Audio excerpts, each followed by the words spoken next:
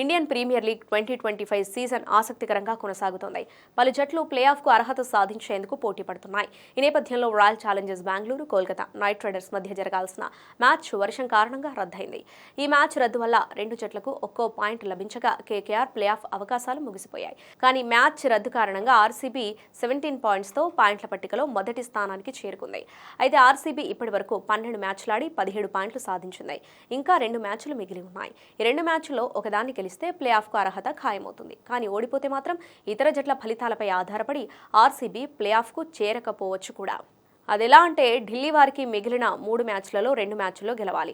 పంజాబ్ తమకున్న 3 మ్యాచ్లలో 1 మ్యాచ్ గెలిచి ముంబై, ఢిల్లీ చేతిలో ఓడిపోవాలి. ఇక ముంబై జట్టు తన 2 మ్యాచ్ల్లోనూ పంజాబ్, ఢిల్లీపై గెలవాలి. అలాగే గుజరాత్ తమ 3 మ్యాచ్ల్లో 1 మ్యాచ్ గెలిస్తే ఆ జట్టుకు అలాగే ముంబైకి 18 పాయింట్స్ అవుతాయి. పంజాబ్, ఢిల్లీకి 17 పాయింట్స్ అవుతాయి. కాబట్టి అప్పుడు ఆర్సీబీ నెట్ రన్ రేట్పై ఆధారపడాల్సి వస్తుంది. కానీ ఆర్సీబీ ప్లే ఆఫ్స్కు అర్హత సాధించాలంటే మాత్రం ఈ సండే జరిగే డబుల్ హెడర్లలో పంజాబ్, ఢిల్లీ ఎవరో ఒకరు ఓడిపోతే సరిపోతుంది.